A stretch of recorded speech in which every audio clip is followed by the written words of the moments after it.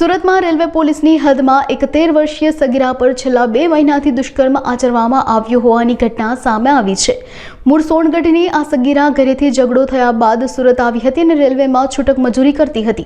આ દરમિયાન તે રેલવેમાં જ મજૂરી કરતા રવિશંકર નામના શખ્સના સંપર્કમાં આવી।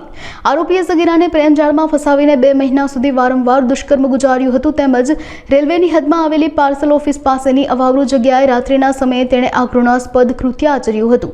આરોપીના માનસિક ત્રાસથી કંટાળી સગીરાએ આખરે રેલવે પોલીસ મથકે ફરિયાદ નોંધાવી હતી। આ ઉપરાંત પોલીસ દ્વારા ગુનો નોંધી આરોપીની ધરપકડ કરવામાં આવી છે।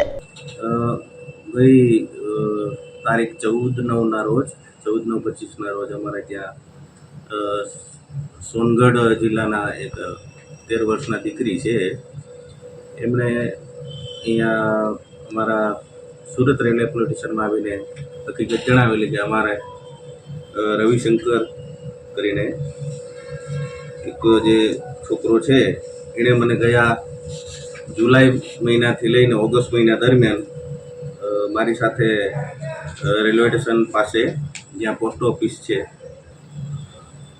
એની નજીકમાં જે અવાવરૂ જગ્યા છે ત્યાં લઈ જઈને અવારનવાર રાત્રે મારી સાથે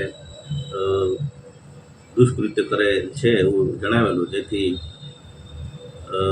અમારા આઈજી મેડમ છે પરીક્ષિતા રાઠોડ મેડમ અને અમારા જે એસપી સાહેબ છે અભય સોની સાહેબ તેઓની સૂચના મુજબ કે નાના બાળકો હોય એકલી સ્ત્રી હોય કોઈ પણ એવાને કોઈ અન્યાય ન થાય એમને કોઈ ભોગ બન્યા હોય તો એમને તાત્કાલિક ન્યાય મળે એવી કડક સૂચનાના આધારે અમે એ બાબતે તપાસ કરતા ખરેખર જે ફરિયાદી દીકરી છે એ ભોગ બનેલ હતી અને એમની પાસે એ ફરિયાદી પાસે એક રવિશંકર નામના છોકરાનો મોબાઈલ નંબર હતો, જે આધારે અમે ફરિયાદ દાખલ કરેલ છે અને ફરિયાદીના કહેવા મુજબ આ જે આરોપી છે એ છેલ્લા 2 મહિનાથી એને અવારનવાર આવી રીતે દુષ્કર્મ કરેલ હતું।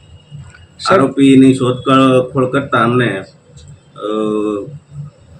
આજે આરોપી મળી આવેલ છે અને એની કાયદેસરની કાર્યવાહી કરી પૂછપરછ હાલમાં ચાલુ છે।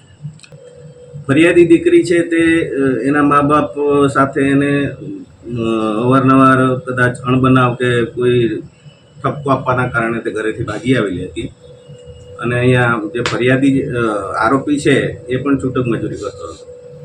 ફરિયાદી દીકરી છે તો એ પણ છૂટક મજૂરી કરવાનું કામ કરતી હતી એવું એણે ફરિયાદીમાં જણાવેલું છે। એ રીતે એમનો રેલવે સ્ટેશન ઉપર સંપર્ક થયેલો અને ભાઈબંધી દોસ્તી થયેલી।